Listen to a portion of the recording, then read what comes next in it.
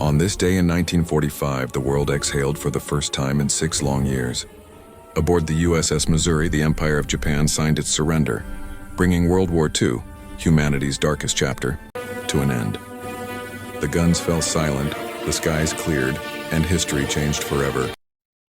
If you care about history, sacrifice, and the stories that shaped our world, stay with me until the end. I'll take you aboard the Missouri, inside the final moments of the war and through the echoes of peace that followed. Don't forget to like, subscribe, and share. History deserves remembrance.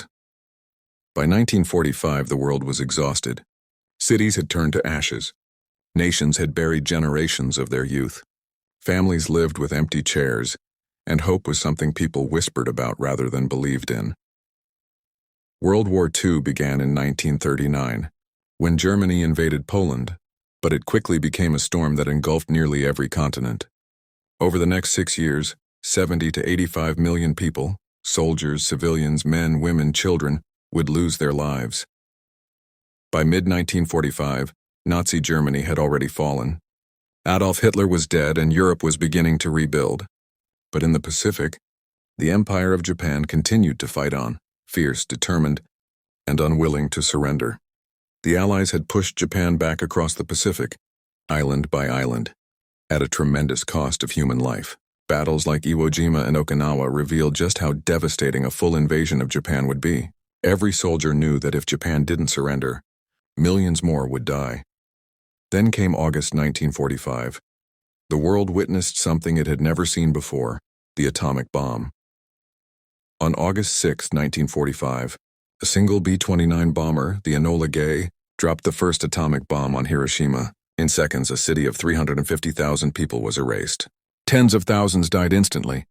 Many more suffered the slow agony of radiation sickness in the days and weeks that followed. 3 days later, on August 9th, another bomb fell, this time on Nagasaki. 2 cities vanished from the map and over 100,000 lives were gone in moments. The shock was beyond comprehension. Japan's Emperor Hirohito, who had rarely spoken publicly, made a decision no Japanese emperor had ever made before. He spoke directly to his people. In his radio broadcast on August 15th, his voice trembled as he said, "We have resolved to endure the unendurable and to suffer what is insufferable." For millions of Japanese citizens, that was the first time they had ever heard their emperor's voice. For the rest of the world, it was the moment the war began to end.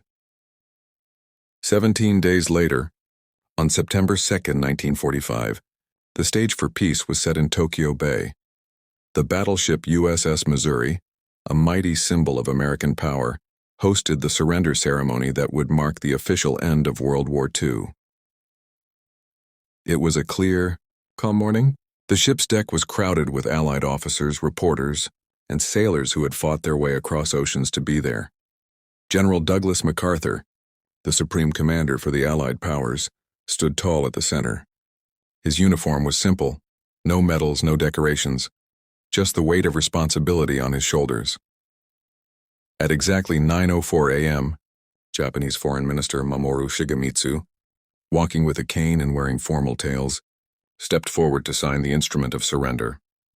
Beside him stood General Yoshijiro Umezu of the Imperial Japanese Army. They signed on behalf of the Emperor and the government of Japan. Then, one by one, representatives of the Allied nations signed: General MacArthur for the United States, Admiral Chester Nimitz, also for the U.S. Navy, representatives from China, the Soviet Union, the United Kingdom, France, Australia, Canada, the Netherlands, and New Zealand. The moment was solemn.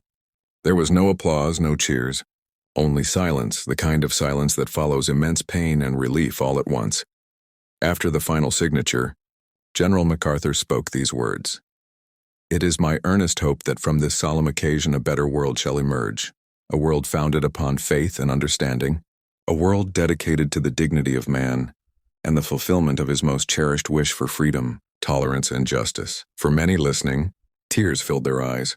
6 years of horror had ended in a few strokes of a pen. It's difficult even today to comprehend the human cost of World War II, 70 to 85 million. Lives lost, that's roughly 3% of the entire world's population at that time. In Europe, cities like Warsaw, Dresden, and Stalingrad were reduced to rubble. In Asia, from Nanjing to Manila, entire communities were wiped out. The Holocaust alone claimed the lives of 6 million Jewish men, women, and children. Millions more Romani people, political prisoners, disabled individuals, and others perished in camps and mass executions. Every number hides a story. A family that never reunited, a dream that ended too soon, a child who never grew up. That's why the ceremony on the USS Missouri wasn't just a political act. It was a moment of mourning and remembrance, a promise that humanity had to do better. But peace is never simple. The end of World War II didn't mean the end of struggle. It marked the beginning of a new era. The world was split into two major powers, the United States and the Soviet Union. Their rivalry soon led to the Cold War, an age of suspicion, nuclear fear, and ideological battles that would last nearly half a century. Yet, even in the shadow of that tension, hope grew. The United Nations was formed in October 1945, with a mission to prevent another global catastrophe. Nations rebuilt, veterans returned home, and families tried to heal. In Japan, the surrender marked not humiliation, but transformation. Under Allied occupation, the country rebuilt itself, politically, socially, and economically. Within a generation, Japan rose from the ashes to become one of the world's leading nations, a symbol of peace and progress. Every year as September 2nd comes around, historians and veterans remember that morning aboard the Missouri. For those who lived through it, it wasn't about victory or defeat. It was about survival. It was about the millions who didn't come home. Today, the USS Missouri stands as a museum in Pearl Harbor, Hawaii. Visitors can walk the same deck where the surrender was signed. You can still see the very spot marked by a bronze plaque, where peace officially returned to our world. Standing there, you can almost hear the echo of MacArthur's words, the sound of pens scratching on paper, and the sigh of relief that spread across continents. World War II ended 80 years ago, but its lessons remain urgent. Peace is fragile, freedom is precious, and history, if forgotten, has a way of repeating itself. Every generation inherits the responsibility to protect what was earned at such a terrible cost. When we remember September 2nd, 1945, we're not just recalling a date. We're honoring the courage of ordinary people, the nurses, the soldiers, the factory workers, the families who endured and hoped and built again. So today, take a moment. Think of the millions who never saw that sunrise. Think of the silence aboard the USS Missouri and the deep hope that filled it. Because that day didn't just end a war. It began a promise that humanity, even at its darkest hour, can still choose peace.